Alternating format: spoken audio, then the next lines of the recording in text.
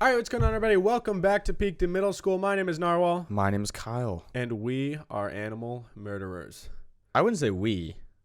You can't put me into that. You were driving. You want to tell them what happened? I am an animal murderer. Kyle is my accomplice. Like, yes, yeah. An unintentional. There's a word for that where you were a part of a murder, but you didn't know that it was going to take place, you know? Yeah, that's kind of what I was. I actually called out. I tried to save the murder from happening. Yeah. So basically, Kyle and I went to Mount Rainier yesterday, which is absolutely beautiful. People travel all across the world to go there. It's insane. And it's just a couple hours away. Yeah. It's right in our backyard. We're pretty lucky. And I have never been there. And we're doing a 30-day challenge, which I'll talk about a little bit later. But that was day one. It was to go see Mount Rainier, explore, just have a good time, film some stuff. And we're almost there. We're excited. And I'm driving, and we see a little chipmunk. Oh, Kyle sees it. I don't see it. Yeah. It was tiny, too. It was like a baby. That's what makes it worse. It was definitely like under 1 month old. It was a little. It should not have been by itself. Yeah. And it bolts out into the road from the far side, and I wasn't really paying attention to like the ground in front of me. And Kyle goes, "Oh, shit, like, watch out." And I see it. I'm like, "Oh, shit." And I go to the right. And the chipmunk pauses. Yeah, it all happened in slow motion. Like, I felt like this whole thing was 10 seconds, but it really was like 2. Yeah, like it was like I see chipmunk. I'm like, oh no, chipmunk. John slows down. Chipmunk stops. John swerves right. Chipmunk is stopped, then runs right. Then he straight sprints. into a wheel. The chipmunk would have been totally fine if he had just stayed there. Kind of not your fault. He kind of like was asking for it. Yeah, and then it was just the saddest little bump that we felt, and we both just started screaming. No, what happened was we were driving and we just hear, doof, but it was way smaller than I expected. It was like the most subtle little bump, and we just were like, "Oh my god!" And we just Kyle instantly starts going, "No!" like for like 10 seconds, and as he starts doing that, I kind of was like in shock for a second, and then I realized what had just happened, and then I started laughing. I think like my reaction was just like uncontrollable laughter. Yeah. So one of us Kyle was screaming, and I was just dying. God. Then we had to pull off to just regroup and figure out what we just did. We were considering turning around to go see if we could I'm glad we didn't see it. Because maybe there's a chance we didn't hit the chipmunk. No, we did. We definitely did. There's a chance. It was like a pebble or like a bigger rock. You know? There was no rock. Spirits were high after that. So we kind of had a bad omen going into it. Yeah. I was a bit worried that maybe it was a sign that we should just leave. Kyle was like, listen, if we hit another chipmunk, if something else happens, we're going to upgrade to something else. And we almost did. You almost crashed into that lady that pulled out in front of you. I almost totaled my car and John her had car. to skid like 20 feet. That one wasn't neither of those were my fault. The world was out to get me yesterday. Yeah. But yeah, anyways, we saw some marmots. Yeah. We saw some marmots like on the trail making out. I thought they were making out at first, and I was like, wait, animals don't do that. Yeah, well, they were either making out, or biting fighting, each other's or faces. playing. Yeah, it was getting intimate. Yeah. But then I got home, I looked up like marmots fighting, and they do that a lot. Like apparently, like there's a bunch of videos of marmots fighting at Mount Rainier, so we weren't unique. We thought it was cool, but they do that all the time, I guess. Yeah, and then they like laid in the snow patch, just spread eagle. Yeah, that was the cutest thing ever. If you guys don't know what a marmot is, I think it's like a beaver, but it's on land. You know, beavers are on land. No, beavers live in water. They do both. Do they? Can they breathe underwater? No, dude. Come on. Dude, I don't know. It's like beavers are like otters. Yeah. Anything that has fur can't breathe underwater, John. They're mammals. Actually, whales are mammals too. But anything that has fur doesn't breathe underwater. What has fur that breathes underwater? Whales don't breathe underwater either. So you're right. Oh shit, you're right. Yeah, lamb. Yeah, sure. Okay. Mammals don't breathe underwater. Wait, that's so weird. There's no fishes with fur or fish with fur. No. Why would they have fur? There's no need for it. The reason like animals have fur is for like warmth, but they're in the sea. They have. The sea's cold. The sea's freezing. Yeah, but if they're like built for that, they're all cold-blooded. Are they? I think that our fish are cold-blooded. That's why they don't need. Because if they're warm-blooded, but cold-blooded things like to be in the sun, though. You know what I'm saying? Like snakes. I think fish are warm-blooded. Okay. I don't probably know. right. What is the temperature of a fish blood? I don't know. I don't know. But yeah, anyways, we hiked up Mount Rainier. It was pretty insane. It's like one of those things that, at least for me and probably you too, like growing up in Washington, there's mountains everywhere. Mm-hmm. And I definitely take it for granted. It's pretty crazy that there were so many tourists there that literally probably traveled across the world. Yeah. Like to see this thing in their lifetime. And we like, lived here my whole life and never bothered to go because I'm just like, oh yeah, Mount Rainier, whatever. Yeah, like it's there. You can see it from Seattle. Yeah, and I don't know. I guess it was a nice refresher to remind me that like this mountain is bigger than like an entire downtown city. Yeah, it's like yeah. But like the concept of that when you're right next to it, you realize like this thing is when absolutely enormous. When you're in front of it, it's literally. The entire horizon is mountain. Yeah, it's like just this big ass mountain. There's nothing else you can see. And it's crazy. You can just like turn your head like 180 degrees and it's just a mountain. Yeah. Realistically, do you think you'd ever want to hike that? I think I want to someday. Yeah. Yeah, because my great grandma did it in a skirt, so I got to do it naked. Show her up. Yeah. You look like you got like double darkness. Like yeah. You look a lot darker today than usual. Yeah, so I don't see the thing with me and sunscreen is I'll put it on, but I sweat so much, and then I wipe the sweat, and so within 10 minutes I already wiped off all my sunscreen. Is there sweat resistant sunscreen? Maybe I need to look into that because maybe you need to create it. That could be your calling.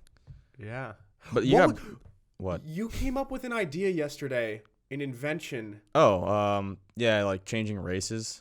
Oh, it's like there's like the old man app. It's like I can make myself Asian or something. That'd be pretty cool. Yeah, people could definitely see that as being racist somehow. Somebody would argue that. I feel like most people would think it would be fun and like cool. I think it'd be fun. I think I'd look dope if I was Asian. I don't know. And sorry, I just didn't want to forget that. I thought that was a cool idea. But yeah, I don't know. I'm really patchy. Like the top of my hand's burnt, and then certain parts of my forehead burnt. Yeah, you got like the outsides of your forehead. Yeah. I didn't get any. But anyways, one thing I wanted to mention, so the reason we went to Mount Rainier was because I'm starting a 30-day challenge.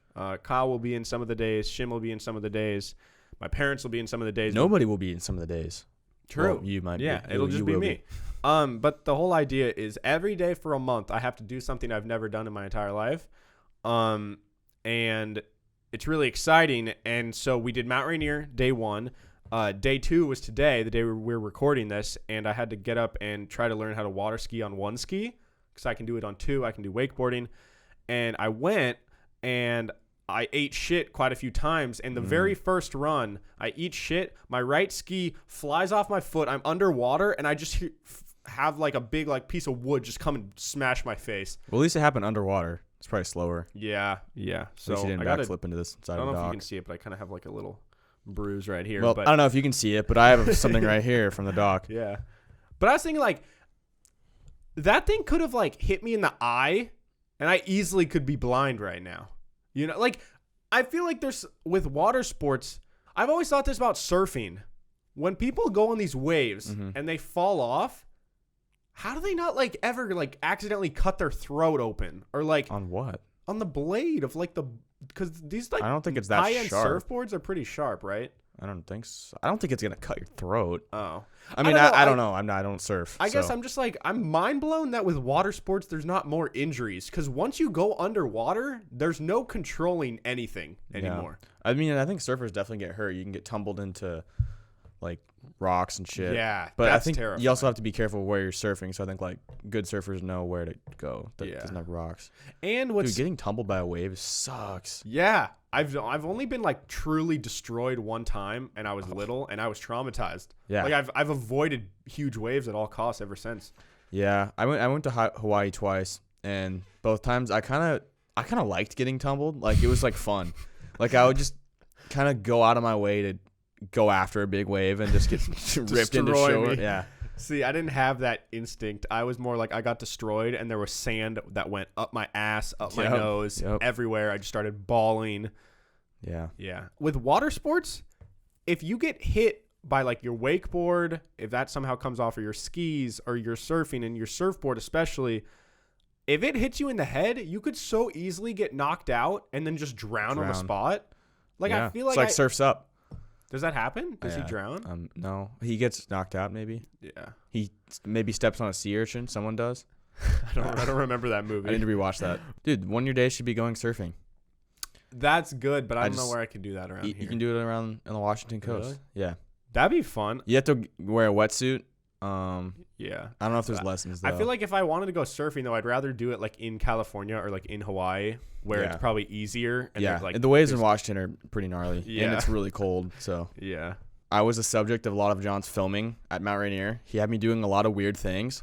He had me like pet a rock, which he wasn't happy with the way I was petting this rock. He's like, "You're being too aggressive with the rock. You need to be more gentle." I'm like, listen, one thing you need to know about videography is like, I tell this to everybody when I film them in music videos is like, it's going to seem like it's awkward and over dramatic. it felt like it. But when you go and edit it, it's not like that's because if you were to do it how you would do it in real life, it would look so lame on the video. And so everything's over. I mean, I wouldn't have pet a rock in real life. When you say pet a rock, I didn't have Kyle pet a rock. I had him dramatically Stroke. roll his hand across the rock as he was going to sit down on the rock. Yeah. And also, this rock was too short for me to naturally walk by, so I had to squat down and brush this rock as I walked in a squatting position. That's another thing, though. Like, when it comes to filming certain things, it'll feel awkward, but it's not because it's like a close-up. So it doesn't matter where your body is. Yeah. You know? Also, like, for example, you've watched Peaky Blinders. I'm currently watching Peaky Blinders. Yeah. And there's some shots where they're, like, sitting around a campfire, you know? Or they're just, like, sitting in a circle, like, on But they like, sit in like a half bench circle or whatever. Right? Like I've always noticed that on shows and stuff. It's like they all sit in this half circle. It's like you wouldn't really be sitting in a half circle around a fire. Yeah, I mean, or they could sit in a full circle and then they film it in different ways. But one thing that I noticed is like, I highly doubt when they're sitting around a campfire, I highly doubt that they're actually, when they film close-ups from down low, that they're actually sitting at the same spot that they are. Yeah. Because like there's a whole camera crew with these big ass rigs and stuff. I bet what they do is he's on like a platform like 6 feet in the air, and they have like a campfire light to make it look like, but then they're actually probably like he's probably sitting up here and they're filming like standing, because they're not gonna kneel down and lay on the floor to film him. Yeah, that'd be interesting to be an actor and you're filming in all these weird ways and just to see how it actually turns out. Especially if you're doing CGI, you're wearing all these costumes, you don't know what it's gonna look like. Yeah, you're doing all these things and then you just see it, like that Cats movie. Yeah, or like most superhero movies. I always thought like as an actor that would be so hard to get into character. Like, all right, we're in this room where I'm wearing a dotted suit and there's just green screens everywhere. Green screen everywhere. Yet I have to act as if I'm on like Mars. Yeah. Or like I'm swinging from building to building. Yeah, that'd be really hard. And I don't know, like it's really cool that they can do that. But even the more basic stuff, like for example, if you're sitting up on a platform and there's a whole crew of like 50 people around you, yet you have to act like it's this intimate like fire conversation with one other person. I don't know. Yeah, that's true. Well, that was my first modeling gig. John didn't pay me. Maybe someday.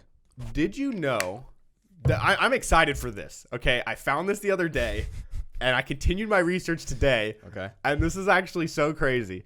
So, Samuel L. Jackson. Yeah. The really cool guy. Mm-hmm. He says motherfucker a lot. He does. He's the best. He's the saying motherfucker. Best, yeah. Like no one can say that phrase better than him. Exactly. In his contracts for his movies, he has a special clause that he added in once he got really famous, where at any time he wants, during the duration of the filming of a movie over months and months, anytime he wants, he can stop and go golfing 2 times a week. So there's 2 times a week when he can stop whatever he's doing, whatever they want to film. He can say, all right, I'm going golfing. See ya. He can just leave and go golfing twice a week. Isn't that so badass? It's because it's Samuel L. Jackson. Yeah. Like, and no one else would be able, or I mean, other people might be able to do that, but you got to be like A-list. Yeah, you got to be like top 50 most famous actors. Dude, that's the life. You're just like, oh, I'm stressed out with the scene right now. I'm gonna go hit the links. Yeah, and apparently, like, I don't know. It's probably annoying for like the other actors. They're trying to get this thing done. Like, dude, what the fuck? It's like, dude, I have one scene today and you're in it. Can we please do it? Yeah, but then again, the actors aren't necessarily. like they probably don't care because they're getting paid X amount of money regardless, you know? Yeah, it's true. So it's but like it might extend it and like they're push it. farther from their families. Yeah. Maybe. I don't know. Yeah. Like just imagine you're this actor, you drive, or like, I feel like it would be more annoying if you were just like one of the regular employees, like one of the camera crew people or the makeup people, and you wake up at 5 a.m., you get ready for work, you drive an hour to the studio, you get there, then you film one scene, and then Samuel's like, yeah, I'm gonna go golf. And like golfing takes like a couple hours. Like he's gone for like 3 hours. Like yeah, I don't know. I thought it was so funny, and so I looked this up to make sure it was true. Because originally I read that he does it whenever he wants, like, and I was like, that. What if there's just like one scene he just never wants to do, and he just like he gets in character, he's like, yeah, I'm gonna go. They get back to the next day, he's like, I'm just not feeling it. I'm gonna go. Yeah, no. So I looked it up, and it's not all the time, but it's twice a week. But I also read that he's got to a point in his career where he just knows that he's like. He knows his worth, and he knows that he's so popular and so famous that if he doesn't want to do another take of a scene, he'll just tell the director, No. I'm just not doing it. Like, not in a rude way, but He's like, no, that was good enough. he says, I'm at the point in my career where I can say, that's not going to be in the movie, right? We already got it. We got it when we did that and that. I'm not going to do this again. So like, damn, he'll be constructive about it, I guess. Like, it sounds like he won't be an asshole, but he'll just be like, listen, we can do another take, but we're not going to use it. We're using that other one, and like, because that's the good one, and like, I'm deciding it. I mean, I guess I trust his judgment. Yeah, I mean, if you're that talented of an actor, he's proved his worth and how good he is, so he clearly knows when he messes up. But that would be annoying if like the director's trying to get him to do it a different way and he just won't do it that way. He's like, no, I think this way's better. It's like, yeah, dude. Yeah, I've read that certain actors are just complete pain in the asses to work with. I'm sure there are some. And I've also heard that there's also certain directors that are just absolutely horrible to work with. I don't know. It's fascinating because the thing with movies is like, I don't know. I'm a nerd about movies and stuff, but there's totally different styles. Some directors it has to be exactly how they envision it in their head, no exception. And from what I've read about, that's kind of how Steven Spielberg is. He's like so firm, like, if we don't say it that exact way, we're going to just redo it for hours and hours and hours until we get it. And then other directors kind of give a lot of freedom to the actor, like, you know what, I kind of am thinking this, but if you want to do it like that, then like whatever. Dang. So I know like one scene I like when you can tell in movies that there's like improv, kind of. I know one scene from Django is when Leonardo DiCaprio like smashes the table or whatever, or he breaks a glass. Yeah, he breaks a glass and he's like bleeding out of his hand, then he wipes it on that girl's face. Yeah. And he's like a method actor too. That's even creepier because she's probably like actually like, dude, what the fuck? He's wiped your blood on me. Yeah. And you That's know so that awesome. like as it happens, like the director is probably like about to say cut to stop it, but they can tell, they're like, oh shit, he's still going. So they just are like seeing what happens, and all the other actors are like, what the fuck is going on? Like, he's bleeding, and then the girl, he's just like wipes the blood on her face. Dude, that's such a good move. Yeah, it was, I don't know, I love stuff like that, and that's why I love Step Brothers. Yeah, it's like all improv. Yeah, and you can tell, like, there's something about it where you can, like, same with The Office. I was watching with my parents. I finally got them to watch The Office.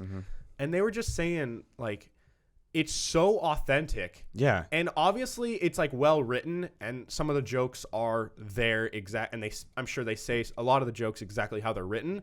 But there's some things where you can just tell that Steve Carell just says random shit. Yeah, and like the scene with when he kisses Oscar. Yeah. Like that whole thing is like he just did that on the spot. Yeah. Yeah, that's pretty great. What was I gonna say?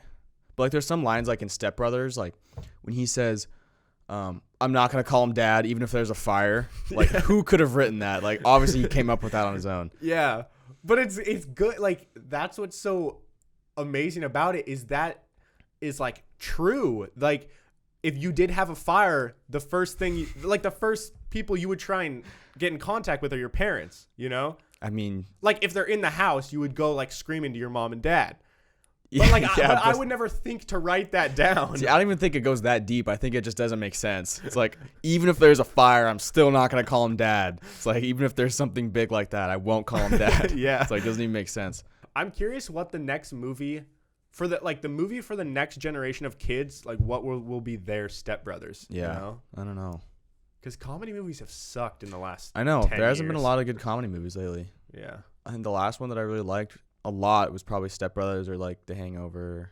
So Samuel L. Jackson is a badass, and I thought that was so awesome, and so it made me think like there's got to be other people with some crazy contract clauses. Okay.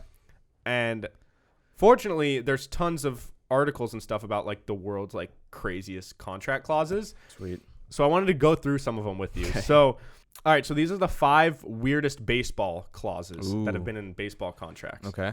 So this one is called the Bulldozer Clause. Have you heard of this? No, I have not. Okay. While it wasn't written into his contract, Astros pitcher Roy Oswalt, do you know who that is? Yeah. Oswalt. Oswalt earned himself a brand new bulldozer by winning Game 6 of the 2005 National League Championship Series. What the fuck? Prior to the game, Astros owner Drayton McClain agreed to buy Oswalt the bulldozer if he won the game, which would send the team to their first World Series ever. Damn, then they got swept. Oswalt allowed just 1 run over 7 strong innings, leading to the 5-1 victory. McClain then presented a Caterpillar D6N XL, which cost approximately $200,000 Oh to my. Oswalt. Dude, that's just the most like Roy Oswalt, just that name. You know he's just super country. That's the most Yeah. baseball like country thing ever. It's like, I oh, you don't- gotta buy me a bulldozer if I win Game 6. It's $200,000. Yeah, but if you're the owner, like, I don't give a fuck. We just got to the first World Series ever. Yeah, but it's just like, it's so crazy. All the other players are like, probably like, dude, what the fuck? Why didn't I get a $200,000 bonus? Yeah, but they also didn't win Game 6 because that's, I mean, But then again, it's a team game. yeah. Like, it's But not there's all also the pitcher. yeah, but he was like one of the better pitchers too. Yeah. So I guess if you're a veteran, I feel like you can earn some of those things. Where it's like if you're like boys with the owner, you'd be like, yo, if I win this game or if I play well, Yeah. you're gonna do this for me. Yeah, but like, what if they won the game 1-0, let's say, and the pitcher still played really well, but then let's say they take him out in like the 7th or like whatever, and the closer, or like, let's say they take him, he does like the whole game, and then they bring in the closer for 1 inning. Yeah. The closer could argue, I won the game because I could have given up I could have lost the game. Okay, but I won it. Yeah, but it is widely accepted that if you go seven innings, no runs, you won the game. But the people in the field could have. Obviously, it's a They team. played Obviously, well it's a team too. game. But any pitcher that can go 7 innings and allow no runs, you pitched very, very well. Yeah. So you've earned your bulldozer. You Especially have in earned games. your $200,000 bulldozer. Okay, what else is there? All right. The mustache clause. Is it the Yankees? Raleigh Fingers. Oh, never mind. Raleigh Fingers. Fingers? Yeah, Whatever. but like there's an Yeah, apostrophe, yeah. you know. His handlebar mustache is familiar to most baseball fans, but the origin of why he grew it is not. During the 1972 season, A's owner Charlie Finley offered a $300 bonus. That's so crazy that $300 was Yeah. like incentives back then. Jeez. To whichever one of his players would grow the best mustache. Fingers won the cash prize, and he got an extra $100 mustache wax. Yeah, which- because he like. He like Curl and patterned shit. his mustache apparently for like the rest of like the years. Yep. So That's what he's known for too. Is that mustache? yeah, heard is that why they like in the playoffs everyone will grow their beards and mustache and stuff? Well, it's not like because of him, but it's kind of like it's like a what's the word I'm looking for? Superstition. Oh, okay. It's like you play off. but beard. he didn't like start that. No, Oh, I okay. don't think so. What was I gonna say? Oh, but I know like the Yankees, you can't have facial hair and you have to have like clean cut hair. Oh. It's like if you have a big ass beard and you go to the The Yankees, you hell? have to shave that off and you have to always. They can control your facial hair. Yeah, I think it's kind of dumb. How little facial hair are we talking? Like, would I have to shave this? Yeah, you would. I think you would. Yeah. You have to be 100%. You got to be clean shaved. shaven. Yeah, you got to be clean shaved. That would suck. And you can't have dude. like long hair or anything. So there's been players with big beards that like you remember Johnny Damon? He had a big beard. He looked like a caveman with the Red Sox. He had to cut his hair, shave his beard. Dude, some people are so ugly with no beards. I know. He looked really weird. Dude, that's fucked. What? Yeah, I know. It's just like a. It's because they're such an old. Their standard of like how they look or something. I guess. I don't know. Like they don't want to. Maybe it's like an ego thing. But there's so many players that have been on the Yankees and then go somewhere else and immediately grow a beard. Like Cano did that. Yeah. Yeah. And there was a guy with the Mariners that just got traded that had like a nice styled beard. Yeah. And I saw a post that like he shaved it off a lot, but he had stubble, but he designed the stubble, so like if you zoom in really close, you can still see like that's awesome. all the patterns. It's really funny. This one isn't like the most outlandish, like weird one, but it's the most like mind blowing one. Okay. This is called the quote "We'll pay you later with interest" clause. Oh, is this Bobby Bonilla? Yeah. Yeah. Dude, I just want to explain this. Yeah. I don't even fully understand this contract. I have no fucking clue, and the article had no clue why this happened. This is the most Mets thing ever. I love this. Okay. When the Mets released a no longer productive Bobby Bonilla, what's his name? I think it's Bonilla or Bonilla. Bonilla. Yeah. Prior to the 2000 season, they owed him a total of $5.9 million. For some strange reason, they chose to defer the amount and begin paying him 10 years later. Mm-hmm. The agreement called for the team to pay Bonilla $1.19 million from 2011 to 2035 for a grand total of nearly $30 million. Yep. That a major league organization couldn't just pay off the $5.9 million in one lump sum as opposed to giving an extra $24 million down the road seems unfathomable. Yeah, I don't fully understand it, but it's awesome. Every time it like Bobby Bonilla Day pops up, it's like sometime in the summer. They made a day for him? Well, that's what they call it now. It's because that's the day that he gets paid. And it gets tweeted about every year and posted about. And it's the funniest thing ever because all the Mets fans were like, oh. Dude, and that guy, like, he's a legend. He wasn't do anything. And he's just like, I know. Dude, hell yeah. He's like, sure. All right, I'll take $30 million like 10 years later. Yeah, and it's not like he needed any money in the meantime. Like, it's not like he was strapped for cash in those 10 years because he probably made a bunch of millions when he was playing. Yeah. So now, he has a great career. He's awesome. Yeah. He's just living it. Making $1 million a year just for chilling. doing nothing. Yeah, that's awesome. All right, so these next ones, get a bit more like outlandish. Okay. These are not all 20 because they weren't all interesting, but these are 20 of the top like soccer, like football contracts. Okay. With like some of the big name guys. So this one is called the cooking class clause. Okay, Rolf Christel. I'm not even going to try and say this guy's name. This is way too confusing. Rolf. This guy named Rolf, apparently the midfielder claimed that he would only sign if it was contractually arranged that his wife would take cooking classes. So they like arranged and like scheduled cooking classes for his wife. And that's, I don't know. That's all it says. Hopefully she wasn't too offended. Yeah, I wonder if it's like something she really wanted to do, or he's like, my wife needs to cook better. See, I feel like that's probably it. That's messed up. Probably like, listen, dude, I get home after these long games. She just cooks up like a pizza. Like, I need something better. Yeah. Would you do that if you had the power to make? And if your wife was really bad at cooking, and you had the power to like arrange that, would you, or would you feel like that's too? If rude? she wanted to do it, I'd be like, if she like asked me, can I take cooking classes? Well, she wouldn't have to ask my permission. She could do whatever the hell she wants. I know. But your wife just sucks ass at cooking, but she thinks that she's good. Oh, no, I don't think I could do that. That sounds mean. Kyle would just always he'd eat dinner. Yummy. After she went to bed, he'd get up and drive to. I think I'd just drive to McDonald's. All right.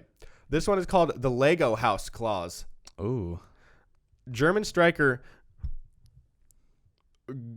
Giuseppe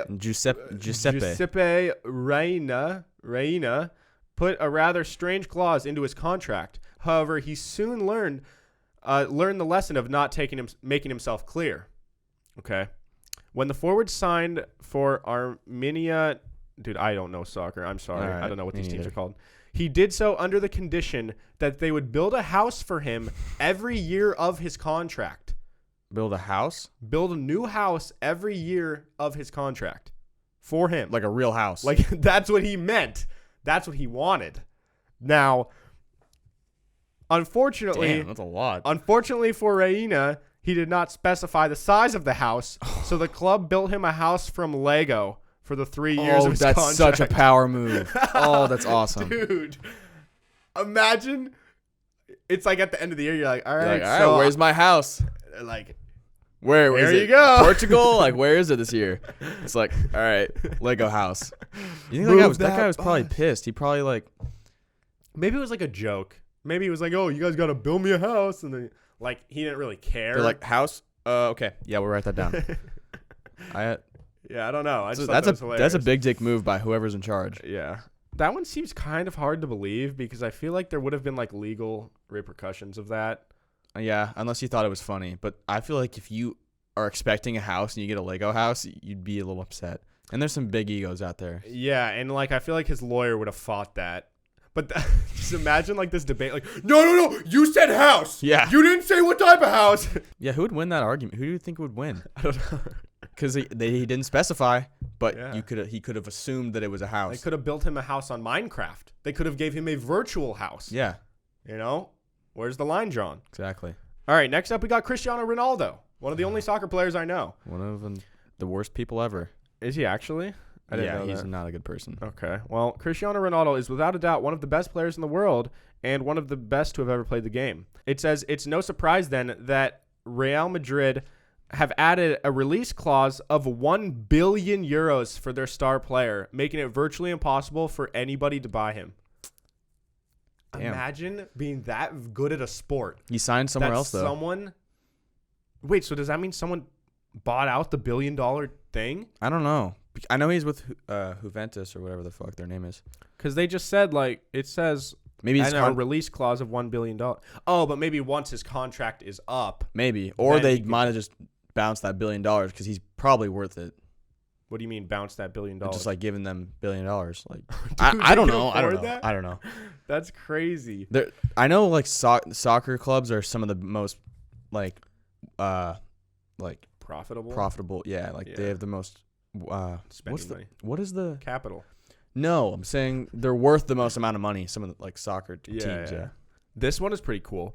This is certainly one of the most obscure clauses in a contract, and it comes courtesy of Swedish star Stephen Schwartz. The former midfielder signed for Sunderland in 1999. However, at the time, he was considering signing up for one of the first commercial flights to space.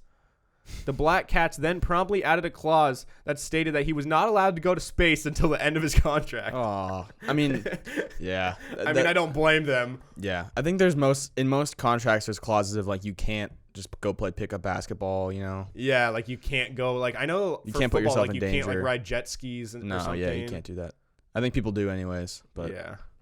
So do you think if a picture got out of someone on a jet ski and it was a month later, but they didn't get hurt, nothing happened, are they gonna Are they gonna They can, find them or something? It's more like they might find them, but it's more like if they get hurt and they find out that that's how you got hurt, then they can take your money away basically. Oh, yeah. Shit. So that's why a lot of times you'll hear a player he tore his whatever while training. Yeah. It's like might not have been training. Yeah. He might have been doing something stupid. Yeah. Okay, this one's not that big. I just thought it was really cool. So Neymar has a clause in his contract that allows, I guess, as many friends as he wants from Brazil to visit every 2 months, all expenses paid. So but why does he even? He's so rich. Why does he even need that? Dude, he doesn't want to. If he wants 15 friends to come hang out for a couple weeks, he doesn't want to pay for that. That'd be so sick. I guess, dude. It just kind of sucks. I would just if I was that rich, I'd kind of feel bad. Yeah. Saying hey, you guys But there's just egos do like this that. for me. Yeah, there's just people that are such big egos there. That's pretty dope though, I will say. One of these seems okay. So this one blows my mind and seems kind of I don't understand how it works. It's called the no-fly clause. So there's one guy, Dennis something, has a phobia of flying in a plane. Okay, so it says when negotiating his contract with the Gunners, he made sure that a clause was added to state that he was not required to travel on trips that needed the team to use an aircraft as a means of transport. So that's I feel like that's half your games. They have to fly. But if they're going around, time. Europe, maybe there's trains he can take. But that sucks. Or maybe he doesn't even go to away games. That's what I was thinking. If he's getting paid, he's contract not worth it. And he doesn't play in half the games. Yeah, that sucks. I mean, good for him, but like, well, not good for him if he has to take the train or like drive or like take a bus or something. I mean, maybe it's not as often as we think it is. Yeah. Because like if it's certain, I don't know what league they're in. I don't fucking know soccer. Yeah. So I don't know how close teams are. Yeah. This one is fucking stupid. This one guy demands that anytime he has to travel, I from what I understand, for a home or away game, because he chooses to live in Moscow, like he doesn't want to live where the team lives. Mm-hmm. He likes to live in Moscow, not this other city. Wants to live in Russia. He always demands to be transported around in a private jet. To go to home games, to go to away games. Okay. Like, dude. You better be pretty good if you're like demanding things like that. So I think the fact that people are letting that happen. He must be pretty good, yeah. Yeah. But that's just like. It's crazy though. I wonder like at what point. Like, let's say you have the best, like LeBron James in his prime. Mm-hmm. I mean, some would argue he's in his prime, but I feel like he's probably not. He's getting there. But getting out of it. LeBron James in his prime, at what point do you think a team would say, like, these demands are too much? You can either leave, like, we're either going to not give these to you, or you can leave. And they just, at what point would a team just be like, you can go? Because these demands are too much. He's made some pretty big demands. He's, like, basically ruined the future of some teams that he's been with, because like when he's with the Cavs, he had them trade all these draft picks to get these players that like weren't going to help them in the future. It was just helping when LeBron was there, and everyone knew he was going to leave too. Yeah. So he basically ruined the Cavaliers and then left. Yeah. And then he ruined the Lakers. They just traded all their picks and like all these young guys ruined the Lakers, and he's going to leave. Yeah, and it's just crazy though because the organization still agreed to it. Yeah, it's because it's LeBron. It's because winning a championship, like it's worth winning a championship and then having to suck for 10 years. Is like worth it for most. I would take that. Most people would take that. And if they didn't take those demands, if they said no, and then he left, and then the team that he left to then did really well, you then can't they would say get no shit on. Yeah, you can't really say no to a player like that. Yeah. Like a generational player, you kind of have to just do whatever the fuck he wants you to do. Yeah. Like, can't say no to that. All right, this is the last one I have, and then we'll move on to the next thing. But this one is absolutely hilarious. Okay. This is called the Weight Watcher Clause. Enforcer Neil Ruddick was not the slimmest of stars at the time of joining Crystal Palace late in his career. So much so that when the club opted to sign him on a free transfer, they gave him a weight clause to prevent him from putting on pounds. Yeah. It stated that if he exceeded the recommended weight of 99.8 kilograms, then he would face a 10% penalty in his salary. It turns out that Ruddick was actually fined a total of 8 separate times for being overweight in less than 6 months, and he even missed his debut due to not having a pair of shorts big enough to fit him. Oh my, how big was this guy? Wait, what sport is this? This is soccer, dude, which makes no sense. How do you have a chunky soccer player? Wait, what's an enforcer? That's his position. Maybe he doesn't need to be. Enforcer? Yeah, I think. All right, it might be the team name. No. I don't. Enforcer? Enforcer Neil Ruddick. Oh, maybe they're the Crystal Palace Enforcers. I don't know. I don't know. But how can you? Yeah, I've never seen a fat soccer player. No. You have to run all the time. How are you fat? I've heard of weight clauses in contracts. Like the Seahawks did that with Eddie Lacy, and it was like super well documented. They're like, oh, Eddie Lacy weighed under like 240 or whatever, so he gets an extra $60,000. Yeah. And I mean, that's embarrassing if you're that guy, especially if you get fined that many times and if there's no shorts that even fit you. Dude, I got an idea. If you're a really good athlete, you play good one year, just then get you fat. Intentionally get fat, yeah. So then you'll get a monetary bonus if you lose that weight and get back into shape. Okay, well here's my counter argument. Okay, you would make more money if you weren't overweight. So he would probably, if he was staying under his weight, he'd be making what he's actually worth. But because he's overweight, they're taking away what he's actually worth. Okay, counterpoint to your counterpoint. Okay. Don't be worth anything. If you might make more money that way, you might be worth more. But when it comes to pride and like fan appeal and how much you're liked and how good they think you've changed and how much of a likable person you are, if you like get fat, then get back into shape, they're like, that's admirable. People are like, wow, look at him changing his life. Like, look at him putting in this work and changing for the better. Like, he can do difficult tasks. Counterpoint. The fact that you are a professional athlete, got fat, like, come on. I don't respect that. Counterpoint to your counterpoint to my counterpoint to your counterpoint. Okay. Sometimes life is hard and you get depressed and sad and you get fat. Yeah, that's fine. Okay. So there's no counter to that. But I'm sorry, but I don't want the guy that's struggling with weight on my team because obviously he's not, he's not all there if he can't even be in playing shape. Yes. If he can't keep himself not fat. If you can't motivate yourself to stay in shape, to be someone who professionally is in shape, there's an issue. There's an issue. Okay, I agree. All right. If you were very valuable, you're an important person. All right. What would you throw in your contract?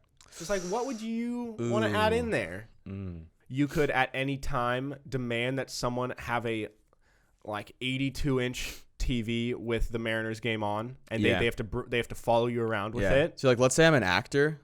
I would say if I'm filming a movie in a city, I get to do the whole experience with all the teams in that area that I want to. So if I'm filming a movie in Seattle, I get to take batting practice with the Mariners and go to a Seahawks practice and all that stuff.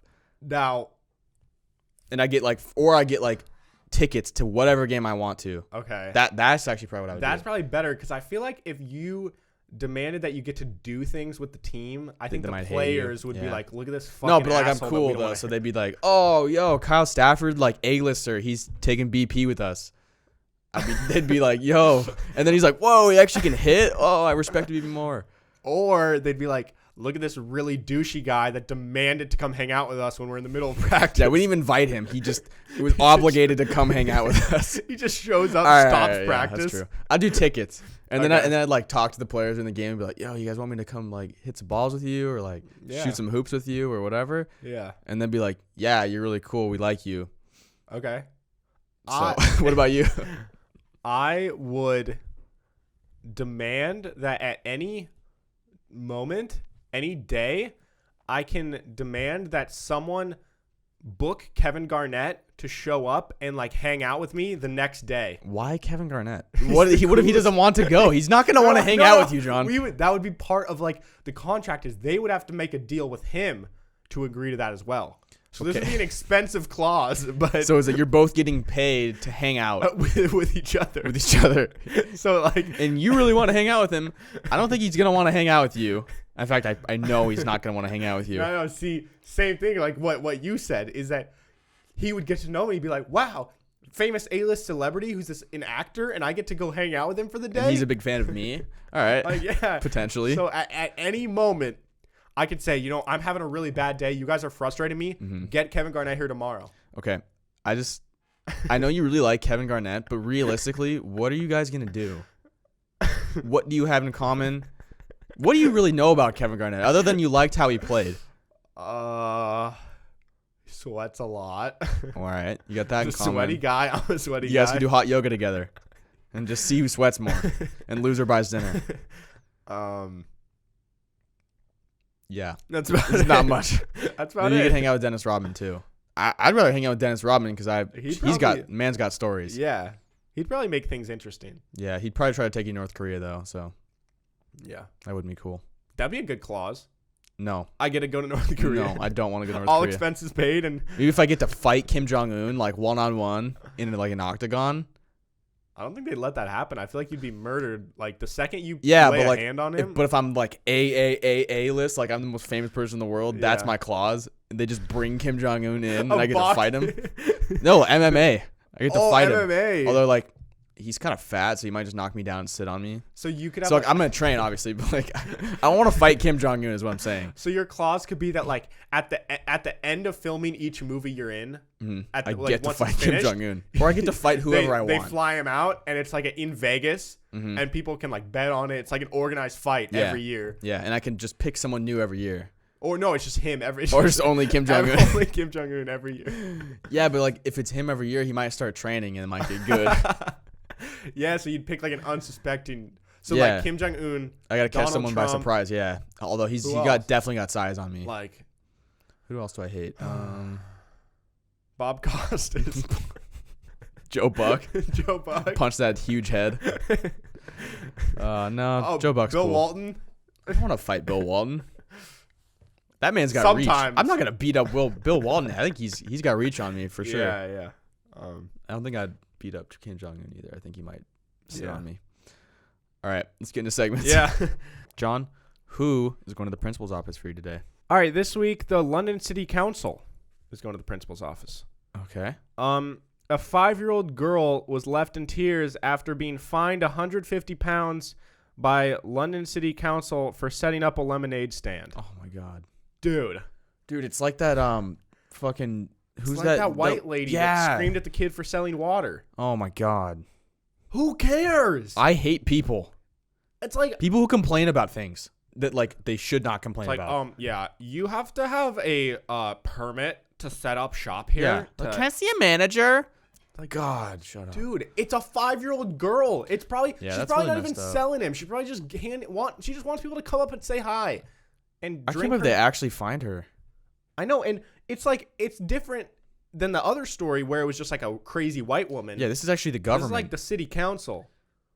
That's fucked up. You're not finding the kid. Maybe she refused. You're finding the parents because the kid doesn't have any money. So it's basically just saying like, "Hey, parents, fuck you. Your kid was trying to have a good day. You owe us $150." Well, maybe there's more to the story. Maybe the parents refused to like take it down or something, and then there was this big fight, and they're like, "We're fining you." The parents are like, "Abby, don't you leave. You're setting up shop here all day." It's like pouring lemonade. What? They're like, "Abby, don't give it to her." What? No. Well, yes. Yeah, I mean, honestly, I didn't look up the whole article. I felt like it's probably self-explanatory, but who knows? Maybe there is more to the story. Okay. I just think it's more of like an overarching thing. It's not necessarily about that in particular, but just anybody like that who's going to try and find fault with something that's like so harmless like that. Yeah. All right, Kyle, who's going to the principal's office for you? All the people at Lollapalooza who snuck in. What happened? It's I think it's in Chicago or something. It's this big like it's like a music rave thing, yeah. And there's a video that got posted on Twitter that I saw of a ton of people just hopping over the fence and sneaking in and just getting in for free. Okay. And like all these people just snuck into this concert. Did they get caught? It was just no. Dude, I did. Why see they go to the principal's Although office? I did see a video of a guy hopping over. I mean, because like they had cheated. I mean, I think technically they're winners, but like I couldn't find anything else, so that was my principal's office. I saw a video of this dude jumping over a fence and going on top of a honey bucket and jumping down, and immediately jumps down, and the security guard just lays him out. Yeah, just decks him into it. I've seen videos like that before. Like there's this one guy that actually went viral and kind of blew up because he snuck into the Super Bowl. Oh yeah, he had like a vest of like a worker vest, or he carried a ladder in, and so they thought he was like a worker. Dude, that's awesome. And it was like the most iconic video. And then he's done it with like, what's that one down in Palm Springs that happens every year? Oh, Coachella? Yeah, he did it at Coachella and like brought a ladder again? Or? No, he has like different ways of doing it every time. And damn, that's awesome. And I think now because of those videos, other people are like, dude, it's not that like as long as you're a little bit ballsy, you could probably get in. Yeah, that's scary though, because like just imagine getting caught. Like, but like if they get caught, do they really do anything, or is it you just might like get arrested? You might get arrested. I don't know. I think it's like trespassing somehow. Yeah. I know, like at the Super Bowl though, some of the guys from Barstool were like banned from going to the Super Bowl because they had snuck into something else before it, and the main guy still went anyways. And he had like a disguise on, and they found him, and they like dragged him out. What I've never understood is when someone is like quote unquote banned for life from something, from like a place. How do they enforce that? Yeah, how are you gonna? What's gonna stop you from walking in? Unless you did something terrible, the employees aren't gonna remember you. And if you go back 5 years later, that's probably different employees anyways. Yeah, so, I mean, they probably have pictures somewhere that like, don't let this man in. Yeah, but they also knew that he was in because he was talking about how he was gonna go. Yeah, and apparently he was like sitting in his seat that he had bought. Because he had already bought a ticket, so he was like, I'm just going to go anyway and wear a disguise. So he got in, he was sitting in his seat, and apparently they were looking for him for like half the game. And then finally they found him at halftime, and he was just in his seat. It's like it took him that long to find out where his seat was. It's like, dude. Imagine paying that much money to go to the Super Bowl and get kicked out. Yeah, that would suck. Do you think people that work for like Barstool and different sports companies, like, They probably don't buy their own tickets to the Super Bowl, right? Like the company probably. Well, sends them he's like anyways. the president of Barstool, Oh, so he. okay. I don't know. It's like his money, I think. Yeah. But yeah. But like, you think the other Barstool people that go, it's probably. Well, do you think like they buy it? If they're going to make content, then it's probably for like For Barstool work, pays for it. But yeah. if they're just going on their own time, then yeah. Okay. So yeah, who's your new kid? This one I'm really excited for. Okay. Like this is I've been waiting for days actually for this. So there's this new trend going around on Twitter about We might have the same one. What is it? about people's number neighbors. Yeah, that's mine Maybe, too. but that's okay because I have two. Okay, but let's just do this together. Okay, that's fine. I had an idea. Live on the show. Oh, I let's already texted mine. Oh, you texted your number neighbor? No responses. Damn, what did you say? Do you want to? I Can just you read said- it? I said to both of them. Should I text Wait, them again? Oh, you mean like so you went one? So for people who don't know, Yeah. if you've been living under a rock, or if you're like like old or whatever, my dad, like his age. Mm-hmm. So you said my dick. I was like, my dick? I was If you're like my dad's age, your number neighbor is the person who has the phone number that's the exact same as yours, except the last number is either Yeah. one number above or below. It's like my phone number ends in 12, so 13 and 11 are the numbers that I texted. And recently, people have been on Twitter just going around out of nowhere, just texting their number neighbor saying like, "Hey neighbor," and like random stuff, and then asking different questions. And like funny things happen, like funny responses. Yeah, like this one guy that I follow, his number neighbor texted him like out of the blue, was like, "Hey man, you up?" And he was like, "Yeah man, what's going on?" And he's like, "I just got a lot on my mind, I got a lot on my mind, man. Like these hoes are bothering me," and like, and then they ended up becoming friends, and then they started FaceTiming. What? And now they're like homies, and Oh, they that's FaceTime awesome. and stuff. Yeah, dude, my number neighbors suck. They haven't even replied. Were they iPhones or Android? Yeah, they both delivered. Damn, they both showed up and they just ghosted you. See, maybe they're just like old people that don't know what Yeah, that maybe is. they're like, "What is the number? Am I getting hacked?" Should I double text? Because I said Oh. I said what's good number neighbor to both of them. Should I double text them? See, I felt like that was kind of a little too plain Jane. Yeah. Maybe you got to be like, What should I hit him with? like Should I hit him with a GIF? you better choose a good GIF, Yeah, because like a GIF says 1,000 words. exactly. See, like just for the sake of like fun, Mhm. if your number neighbors don't reply, are you allowed to like text your number neighbor, but like the first number is different? I don't think so. That's just Because that's like a completely off. oh, you it's know like what a I'm whole saying? different like cul-de-sac. Yeah. Okay, what do I say? Yo, what's good, number neighbor? Catching any good movies lately? Oh, Because that elicits a response. You want to see my penis? just an old guy. Or you could hit him with like a meme. Do you have any good memes you want to send?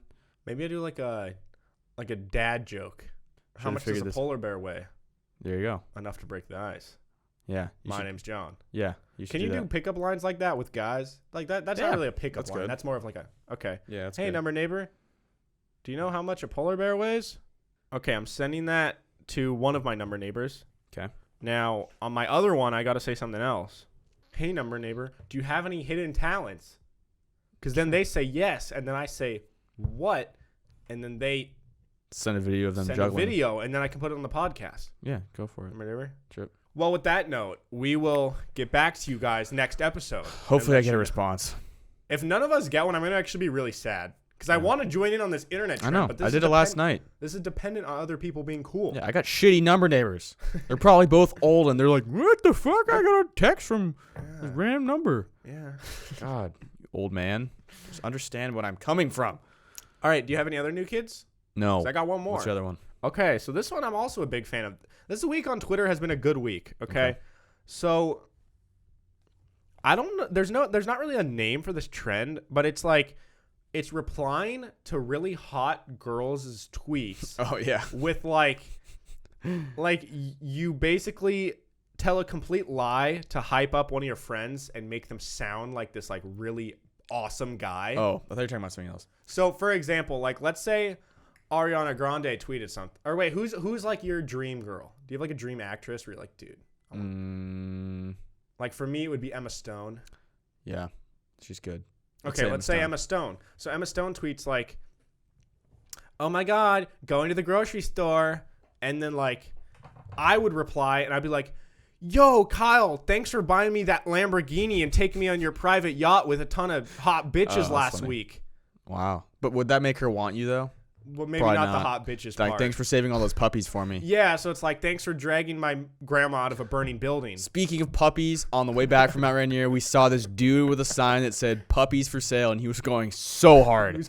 It was like one of those like jobs where you just literally spin a sign and like flip it around. He had his shirt off and he was sweating, and he was like, "Ah, puppies!" He might have been on coke, Might have been drugged up, but I still respected him. But if he was on coke, I don't respect him, but he probably spent the money that he made on his coke. You know, because he's probably not making a lot of money. At least like he's and having coke's expensive. At least he's having fun on the job. Yeah. So good for him. Enjoy life. That's what it's all about. Yeah. Maybe just don't do drugs though. Yeah. So, anyways, I think this is a trend going around. It's a great addition to social media. And like, you know, just because other people lie, it doesn't necessarily have to be a lie. It could be like true. Yeah. So for example, I suppose you could reply and say, "Yo, at Hey Narwhal, thanks for being my best friend and always making me smile and just bringing us laugh to everybody's day and making this really cool podcast that is super popular." You know? I mean, part of that's a lie. Anyways. I like the tweets when it's like a girl tweeting and it's like a selfie. It's like, what could be better than this?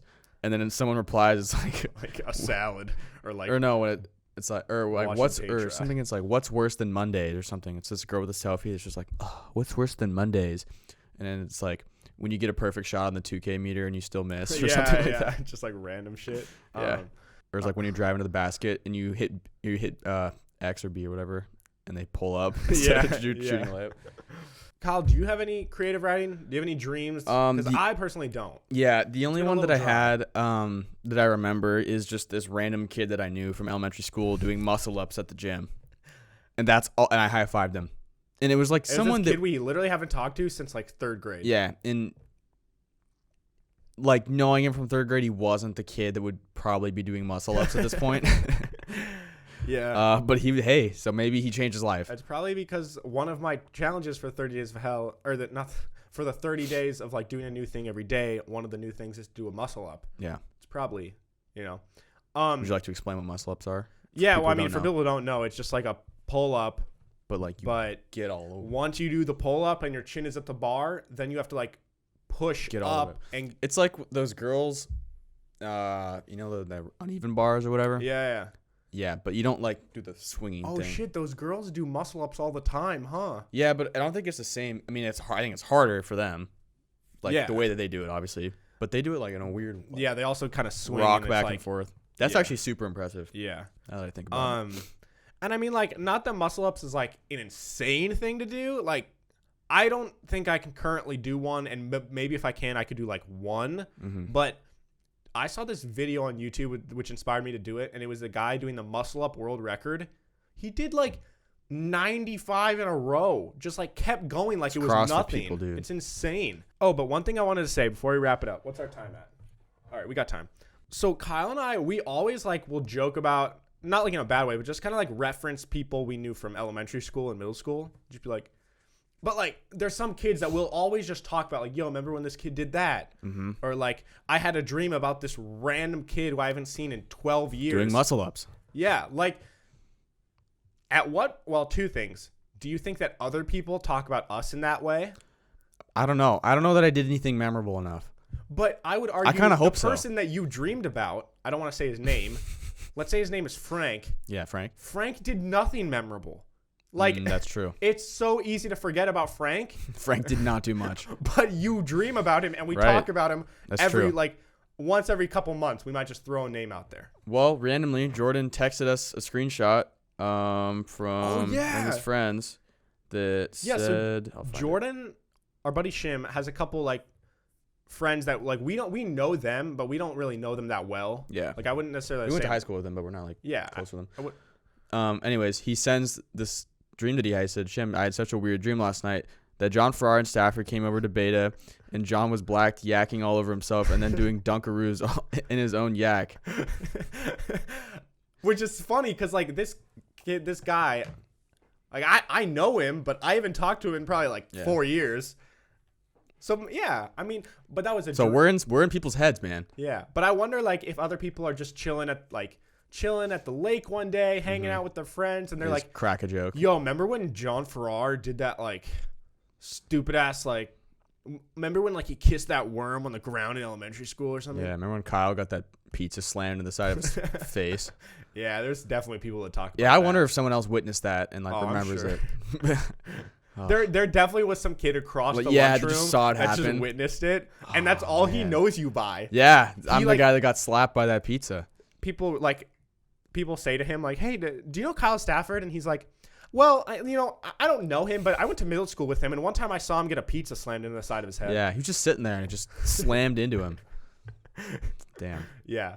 But at what point in our life, at what age do you think, like, will we always reference that Frank kid? I think so. Frank's not gonna die. It's going to be weird when we're like 40. Yeah, I'm talking still about Frank that we talking haven't about Frank. that we haven't seen since we were 6. Yeah, but like I know my mom and my dad, like they'll still talk about kids or whatever from when they were younger. Yeah. And like my mom, when she's like with her brother or whatever, they'll be like, "Oh, remember when this kid did this?" So Yeah. yeah, I don't know. It's cool. yeah.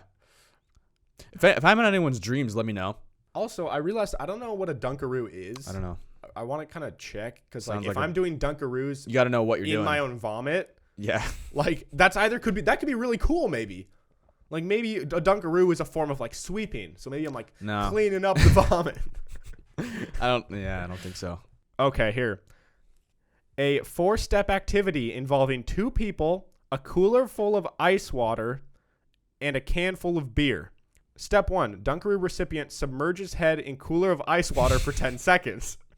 Okay, so I think it's my vomit that's in this cooler. Ew. So I dunked my head into this cooler for 10 seconds. All right. Dunkaroo donor slaps recipient in the face and hands them a beer. Oh, so you put your head in like cold water, then you take it out, and your friend slaps you in the face and hands you a beer. And you probably shotgun it or something. And then drinks the beer.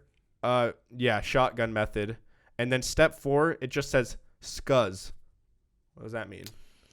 Don't know. I don't know. I don't know what step 4 It's is. not in my vocabulary, but Well, Kyle, where can they follow you? you can follow me on Instagram and Twitter at KyleStafford36. Follow the podcast at Pim's Podcast, Instagram, Twitter. Yeah, we post clips. They're great. They're great. Great. Good. Sick. Be sure to leave a review on the podcast on the Apple Podcast app. If you have an iDevice, if you have an iPhone, iPad, a Mac, whatever. Yeah. Yeah, leave a review. It means a lot. It's hard to get your name out there, and we try to do everything we can to get more people to hear about it. And it really does mean a lot when someone looks up our podcast and they see like a bunch of 5-star reviews and like nice things to say. They're more likely to listen to all the episodes or whatever. So Tell your friends. Yeah, tell your friends. Put us on your Instagram story. Whatever. With all that being said, you can follow me at Hey Narwhal on Twitter and Instagram. You can subscribe to my personal YouTube channel called The Narwhal. There's a ton of videos that we've made over the last 7 months they're super funny. All of them are really cool, and there will be a new one in like 3.5 weeks or like a month from now. But with all that being said, I hope you guys have a great day, and we'll see you guys on Monday. Goodbye. Bye.